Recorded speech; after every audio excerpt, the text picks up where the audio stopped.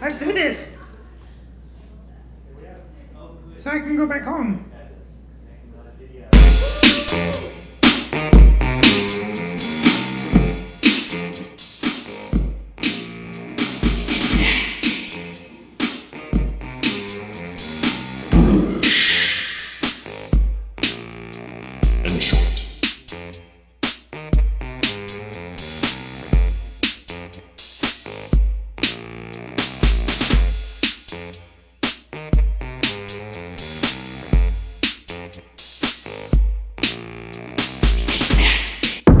Puppet Quarantine.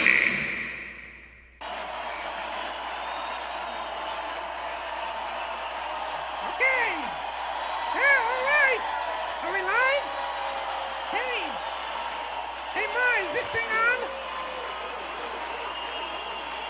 Welcome. Is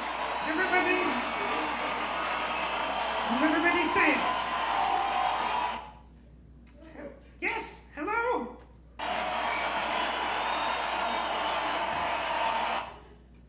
Okay. Welcome to... What the hell?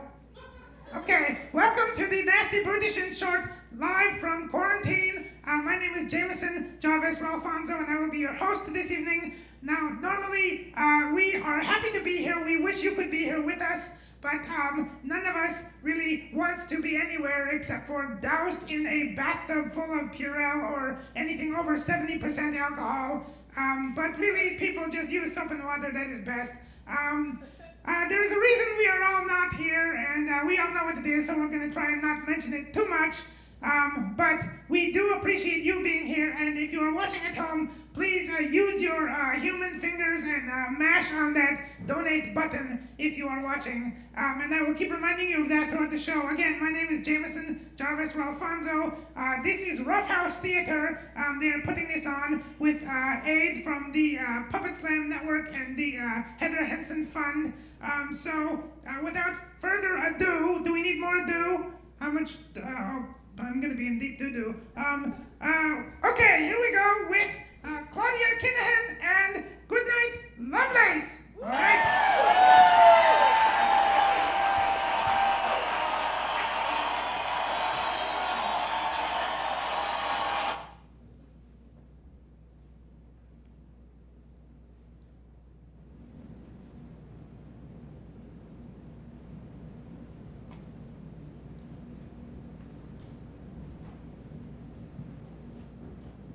Grace? Grace? Grace? Wake up.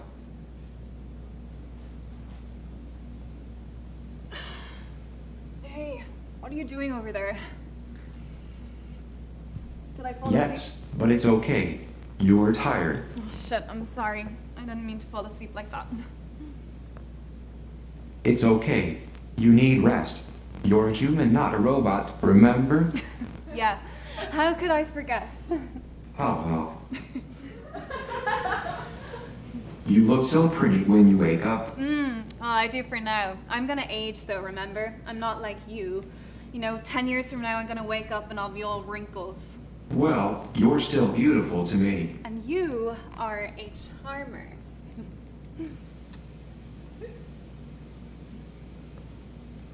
Grace, you know it's almost time, don't you? Yeah.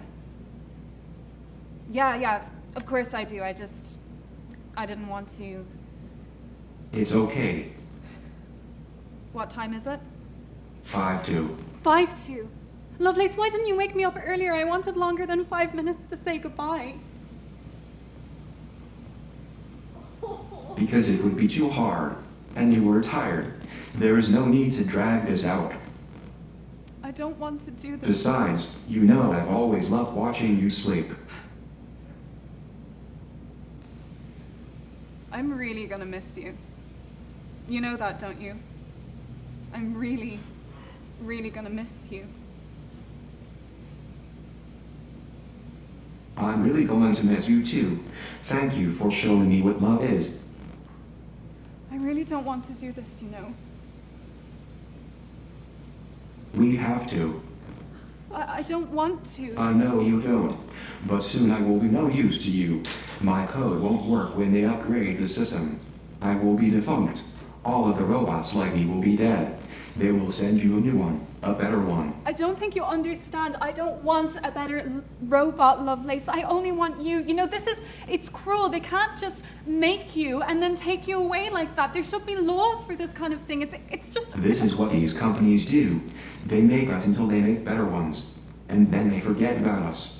We're useless. You're not useless, Lovelace. I don't want to wait for them to take away the life they've given me. I want to have dignity, like you. Are you sure that you want to do this? Yes. Do it with water. I want it to be quick. I don't know if I can do this, Lovelace. I'm sorry, but it's too We're hard. running out of time. They're shutting me off at midnight. This is my last chance. If I have to go, I want to do it my own way. I can't believe we have to do Please, this. Grace. You have to help me. Okay. Okay. I just want you to know that the day that you came into my life, it's a day I'll never forget.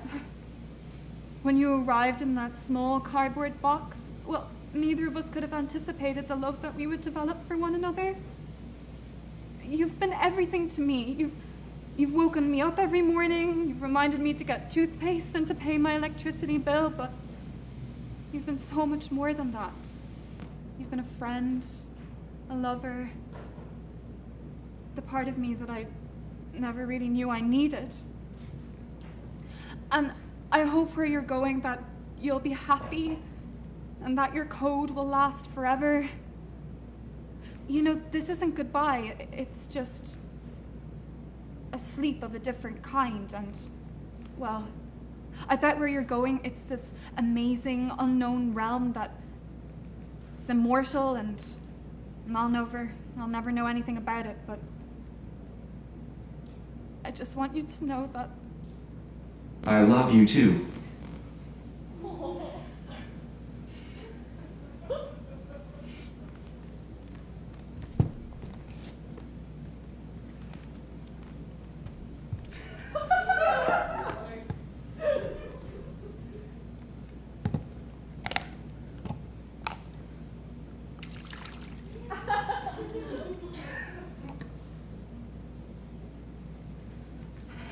sleep well, Lovelace.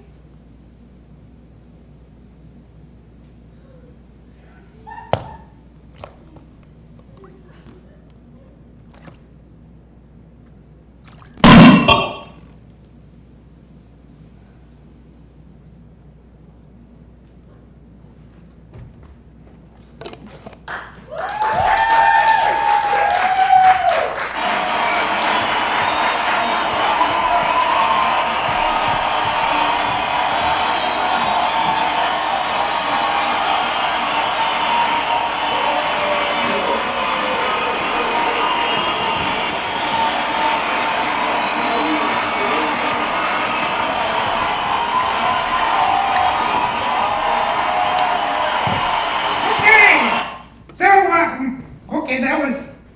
You're just gonna keep doing that all night, huh? All right. Yep. Okay, that makes sense. Well, as you can see, we do not have a live audience, so we had to pump one in from, I think that is a recording of the Letterman house in about 1998. So, yeah. If there's any off-color, 1998 era, comments that you can hear just barely in the background, it is not our fault. We bought that real cheap. We only had a couple days to put this thing together, so, yeah. Oh, one other thing you might notice is that my normal co-host, Edison, is not here. Yes, he is a pig and has come down with, the swine flu. So yeah, I didn't know whether or not I was going to say that, but I didn't want to scare anybody. But hopefully I can get back home and let him out of his containment unit before somebody goes and hoards a bunch of barbecue sauce. If there was an audience here, that would have gotten a big laugh, I promise. Let's see. Yeah, about like that. So anyway, moving on. Cut it! Okay, thank you. All right, this next piece is going to be Noah Applebaum presents On Nostalgia. So here we go.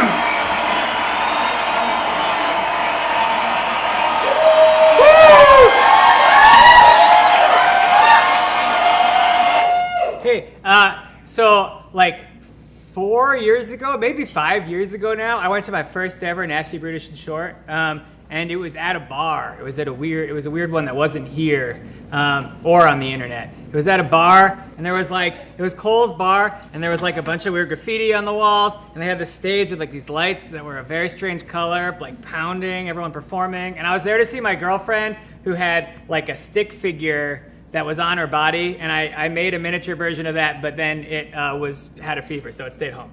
But then while I was there, Sam Deutsch, my friend Sam Deutsch, told this story about this time that he was in college. And he was there hanging out with his roommate, and like, I don't know what his roommate looks like. So, they were in their dorm, and they were in college. So they were like having like a fun time in college, and then like they heard the RA like yelling outside, like they knew that something was awry. So then like the big climax of this story is Sam's roommate, he took the fun that they were having, and he went, and this was like the big climax, he put it behind the couch. And I was watching this, and I was like, whoa! It was just like a really fun story that stuck with me. And then also like has made me think about ways I could tell stories from like my own time at college, because I had a really fun time at college. So when I was at college, we weren't allowed to drink. Which is like normal when you're underage at college, but at my college you weren't allowed to drink at all, which meant that when I was not drinking, I had to be somewhere with friends where we could drink a lot really fast and no one would ever be allowed to find us. Like the accessible bathroom of the big dorm building.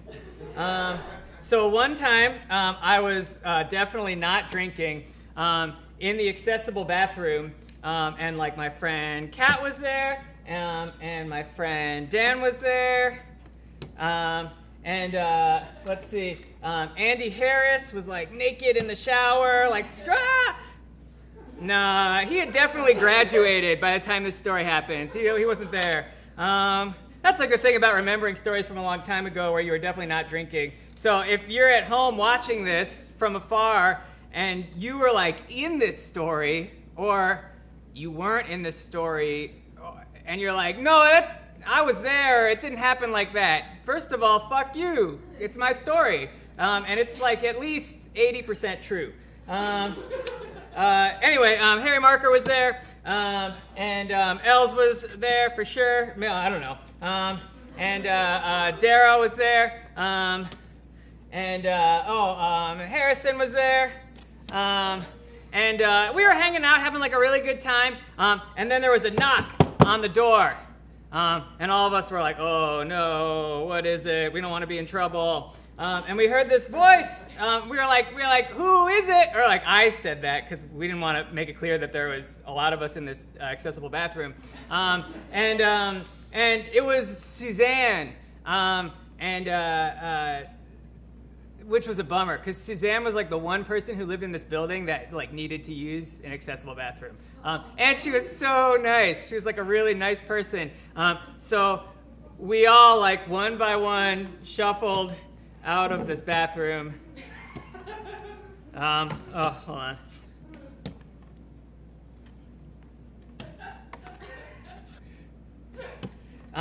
And then I like, we didn't want to be holding the booze that we weren't drinking like out in the hall, so I put it in the corner, and I like put a towel on it, and then I walked out also. So then, like, Suzanne went to the bathroom.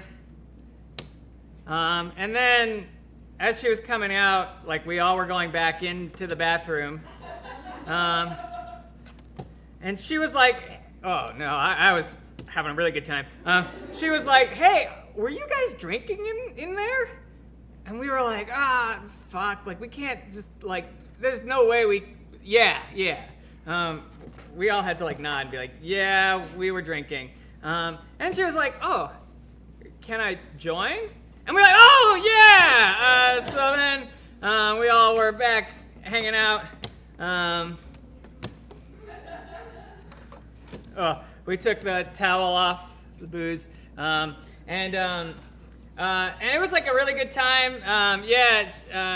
She was having a good time too. She came out of her wheelchair. And it was like a really fun time. And we were like, oh, like, she's so nice. Like, why didn't we invite her to begin with? Is it just because she's in a wheelchair? Like, that sucks. So, it just goes to show, like, you gotta check your biases. Okay, the end.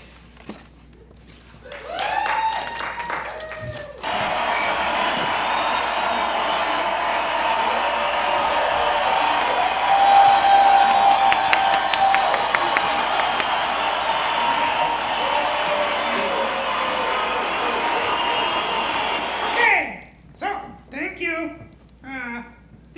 I'm going to give a name to that disembodied robotic audience. I think they are going to be named Ryan. So thanks.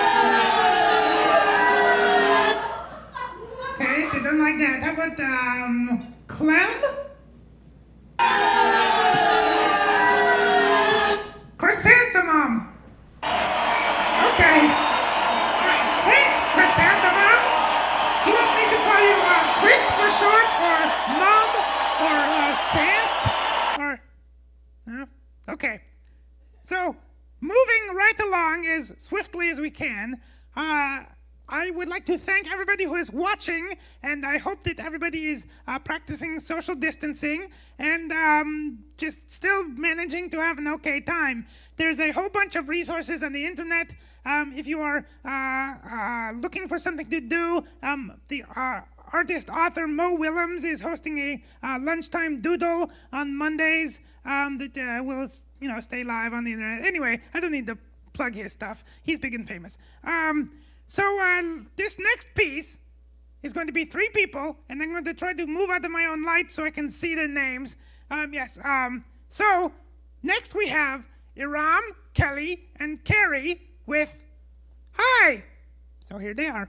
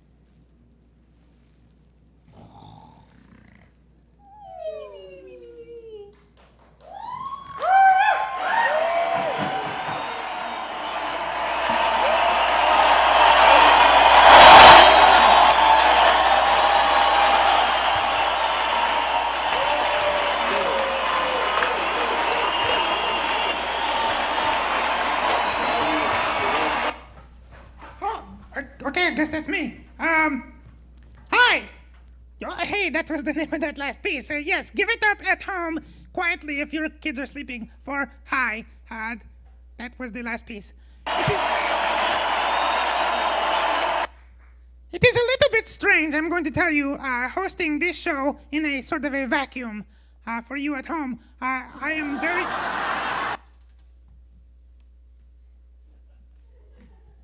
I'm very appreciative of all of you, staying with us while we do this fun internet thing. And I hope that you are all laughing and sharing some drinks a good distance away from someone else that have over 60% alcohol in them. Because, why the hell not? You're stuck at home. Where do you got to go?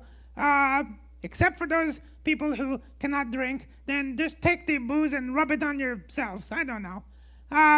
Usually I have a pig here to sort of curb me in my weird things that I say.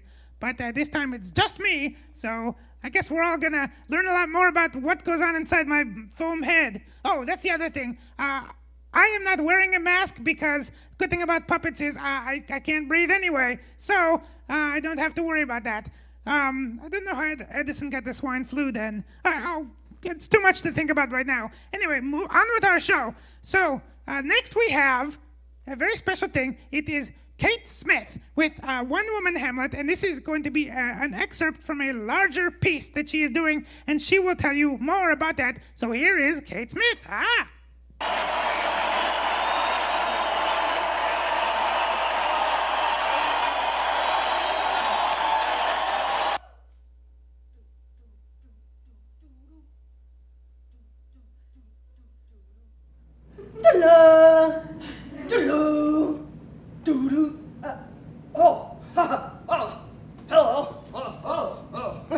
I'm Polonius. I'm here to spy on Hamlet and Gertrude.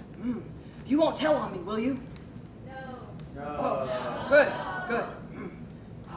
Let's see. Where shall I hide?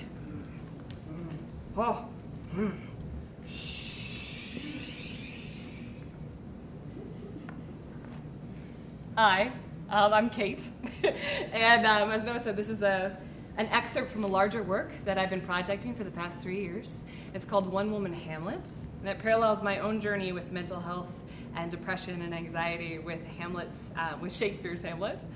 And it's kind of hard to tell sometimes when I'm anxious or when I'm sad. I have a really good mask.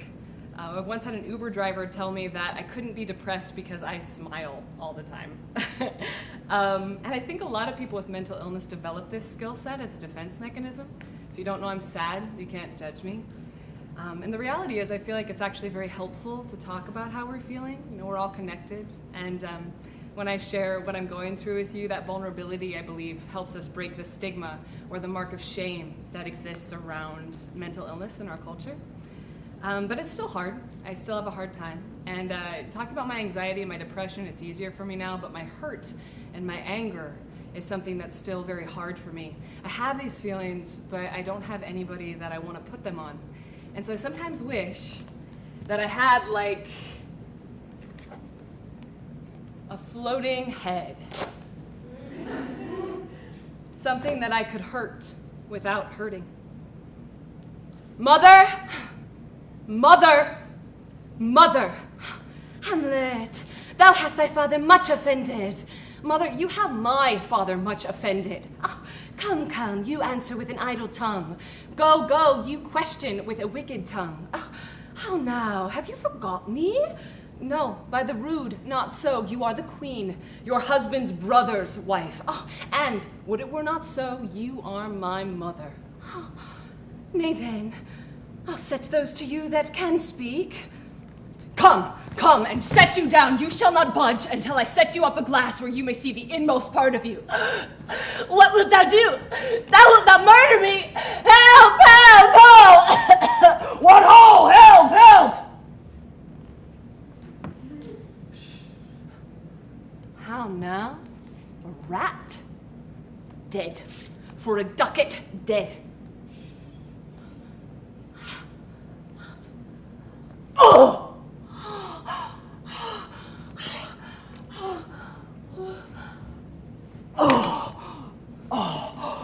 I am slain. Oh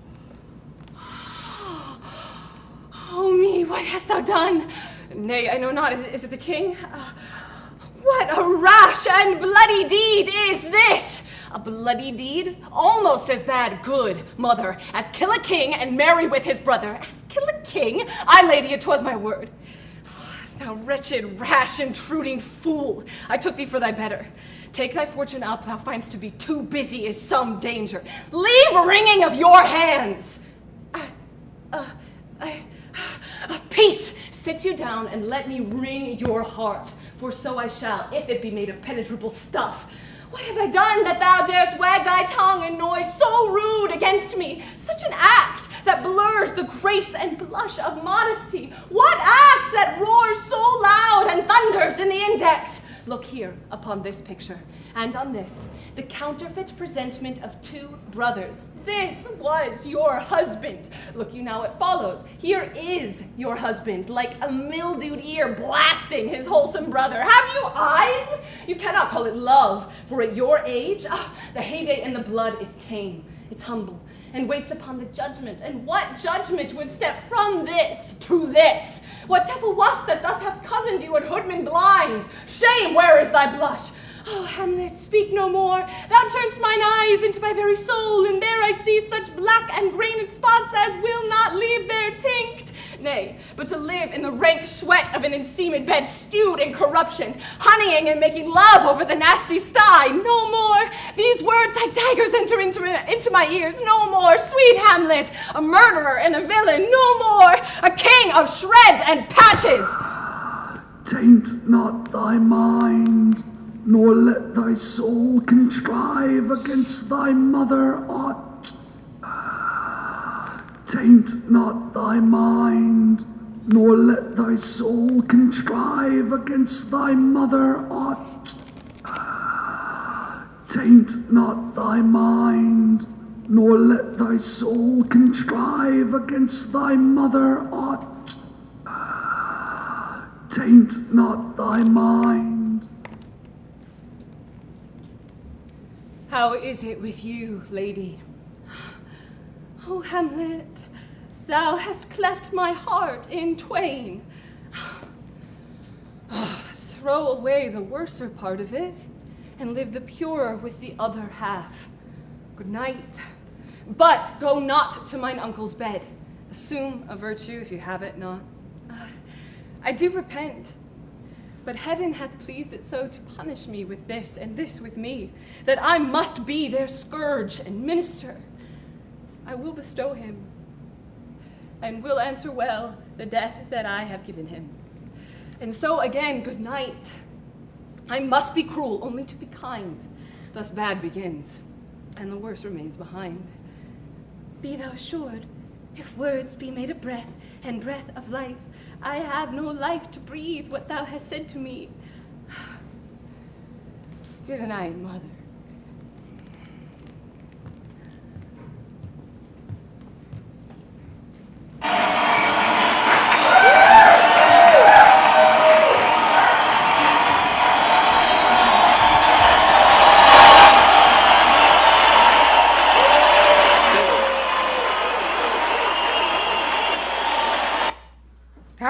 Okay. That was wonderful. Now, the next piece that we have is something interesting, which I actually have not been briefed on how we are going to do this yet. I think what is going to happen is we are going to Skype someone in from Minneapolis, maybe? Yeah, okay. Actually, Myra Sue is out here. Do you want to be on camera or do you not? Or can you help me introduce this? Because I don't know what is going on. Oh, yes. Wait, well, here's Ty Chapman, right here. Hey, Ty. So Ty was supposed to be our out-of-guest artist today. Out of town. Yes, sorry, what did I say? Out of guest. Wow. Yeah. It's a long day. But thankfully, thanks to the internet, you can get a taste of his work. Yeah. All right. So everybody, this is Ty Chapman with the Lonely Half King. Whenever you're ready, Ty.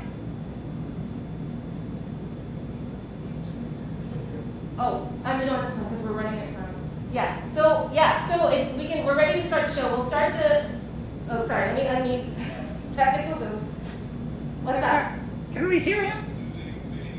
Oh. We can see you. We can see you. Yeah, so it might be just, all right, okay. But, so whenever you're ready, but can you hear through the stream? Great.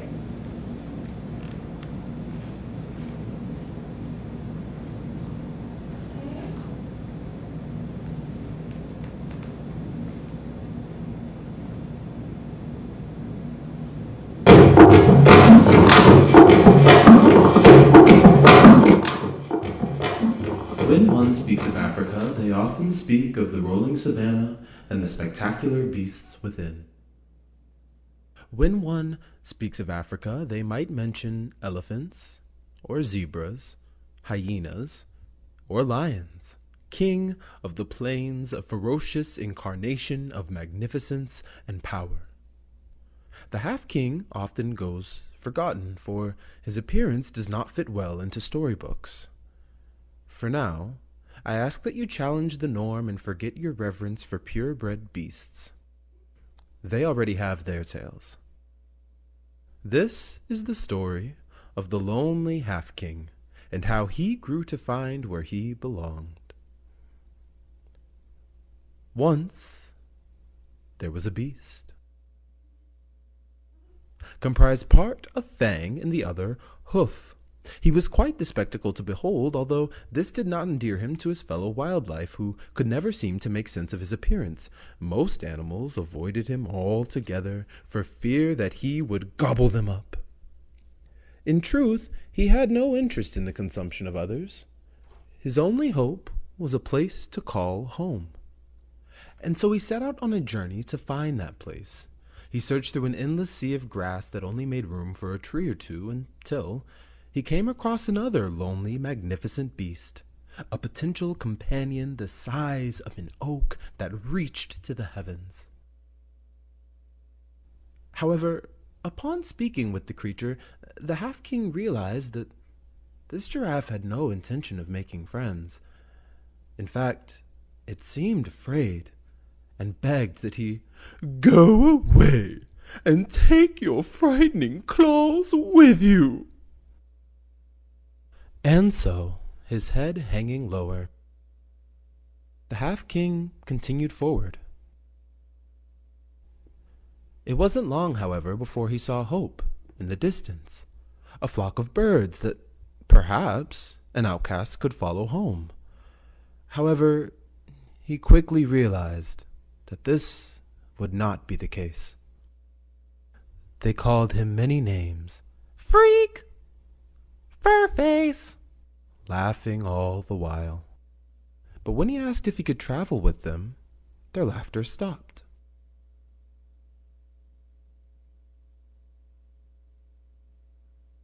One brave bird landed atop his head. It said, "With those huge clumpy hind legs, there's no way you could come with us. Everyone would hear us coming. We'd probably be eaten by an eagle." And with that, they flew away, silent as they pleased. Now, thoroughly disheartened, the half-king wandered aimlessly. He was no longer truly searching for a home, and his body seemed to move on its own. Until he was startled out of this state by an unexpected creature. One tiny spider skittered amongst the sand.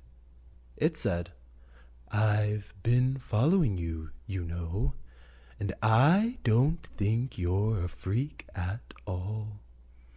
Follow me," said the spider. "I'll show you exactly what I see." The half-king did as instructed and followed the spider for a time. They went through the shifting sands and up a treacherous hill, but as they reached the top, the half-king realized that something was amiss. He couldn't see the spider anymore, and the ground beneath him did not feel all that stable. In fact, the half-king was falling. He fell for a time and found footing at the bottom of a hole. a nasty hole filled with worms and dirt and other unpleasantness. He realized that he would be in need of help. He yelled and he yelled for someone to save him, and at first, no one came. But then, at the top of the pit, he saw the giraffe, who said, "Use your scary claws to climb out of the pit." He saw the bird, who chirped, "Use your huge, clumpy hind legs to leap out of the pit."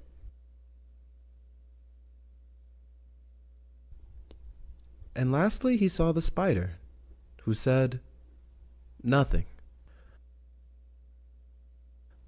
The half-king agreed that their ideas seemed solid, and so he squatted low and leapt out of the pit. The half-king was free. "You see?" asked the spider. "You're no freak at all. You are a truly magnificent creature that even I could not trick for long." And with that, the spider scuttled away. The giraffe had wandered onward, and the birds had flown off into the distance. The half-king was alone again, but this time he wasn't sad. He had realized his own greatness and no longer needed the comfort of a herd to feel at home. The half-king continued on his way, his head held high.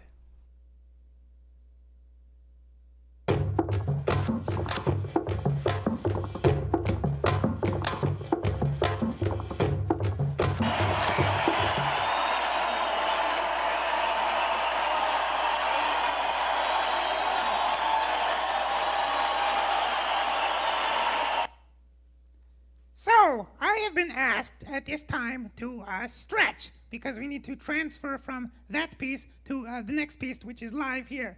And so they wanted me to talk about my family, and so I would like to introduce, they're not here obviously because, social distancing, and I have a father whose name is Euripides Alfonso or Alfonso, and he owns a pants store, and it's called Euripides Pants, and he says, "You buy them," and that is all he says, except for, "Hey, you want to get out of here maybe? I got to go home and start the roast."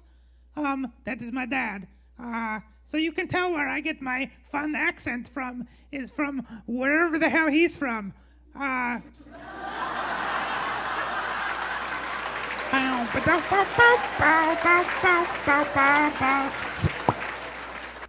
don't know. That is the appropriate response to that, by the way. Thank you. And then I have a niece, her name is Esmeralda, and then I have a sister, her name is Gribaziggy, and she got herself caught up with a real lowlife, and so she has Esmeralda stay with my dad when she goes off, flipping with the circus, and then, my mom isn't around too much anymore because, she's always at the casinos, and but soon she's going to come home, we think, because they're shutting those, because I don't know. I would hope anyway. Maybe they'll lock her in. Ha ha ha. I don't know. Let's see. Who else could I talk about? Oh, we're good? Okay, hey, I'm getting the signal that we're good. So people who are watching and people who are here and humans and other humans, I would like to present our second to last piece. And this is Ione Sanders and Mo Hayden with The Sandbag. Wonderful.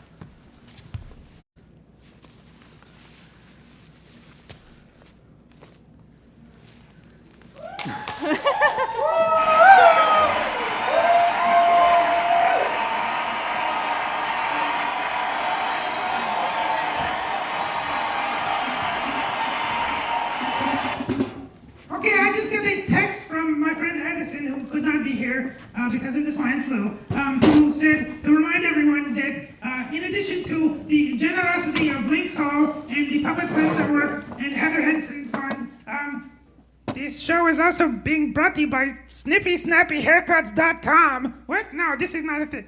Okay. The Isolationist special is half off on all haircuts. You download the pattern, you print them out, tape them to your forehead, and then cut across the dotted line? What? No, this is not true. Do not pay attention. No, I'm putting this pig down. Do not pay attention to anything I just said.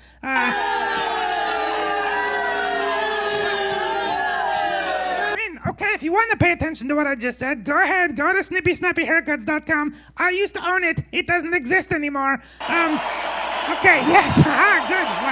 Well, we have one last piece for you tonight, and I truly, genuinely would like to thank Links Hall and Rough House and the Puppet Slam Network and the Heather Henson Fund and Zach Sigelko running our camera for us. He's braving his own health here to run the camera and do all the switching and the technology stuff. I think he got called a camera nerd earlier. Yes, and he is wonderful. We are all wonderful. All of the puppeteers will come out afterwards and take a bow while still staying a generous distance away from each other. But for now, we have one last piece, and that is Ida Cutler with PSA.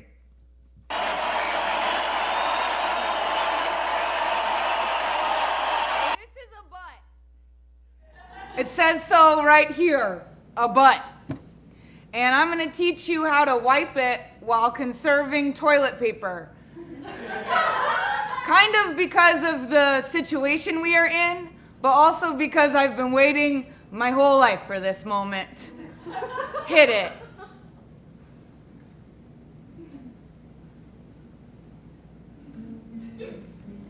Now this might be unfamiliar to a lot of you, so let's set the mood.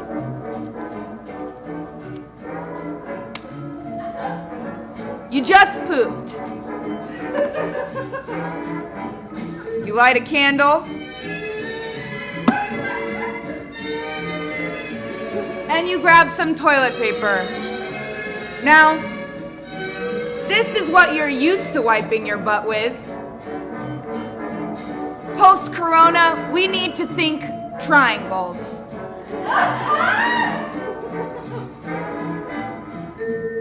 Take the triangle.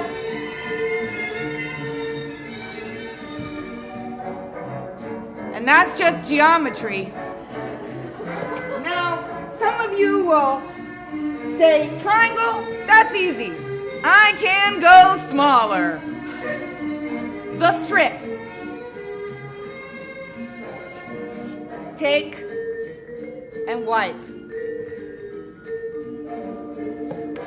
Now, if you're thinking, I don't like scissors, I don't like sharp objects, I have the method for you. The fold. Go right in. And fold. Be careful not to get any poop on your hand. Am I going the right direction? I don't know. Uh-oh, that's a health hazard.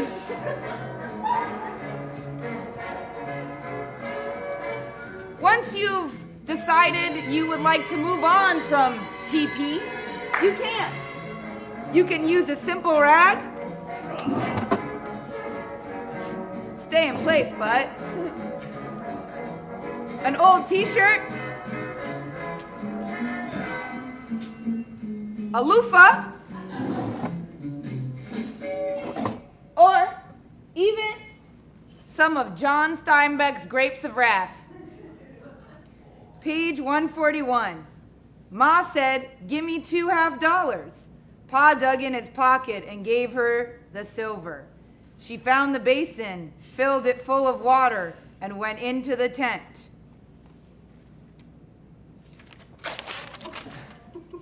Tricky butt. I'm going to put this in here and read it later. Now you may be asking yourself, Ida, what about an old child's Parachute. This is too big. This is an American flag, and I'm not about to go to jail. I forgot to use the Christmas tinsel, but I kind of like it as decoration. Once you've got all of the items you will use to wipe your butt, place them in the fumigation bucket. Works like this.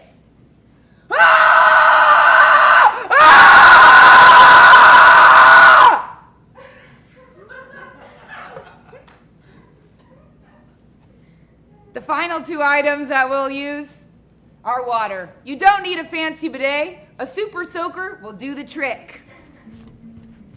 Thank you. Just like that.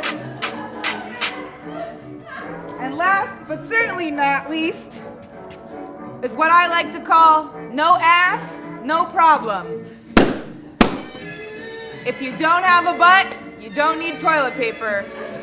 And if you don't need toilet paper, please give your toilet paper to people who need toilet paper. There's a shortage right now.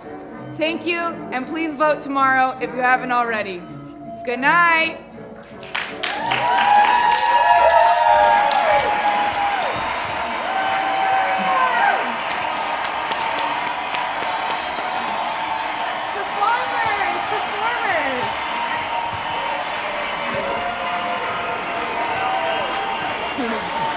Oh wait, we gotta stay. Social distance. Social distance. Social distancing.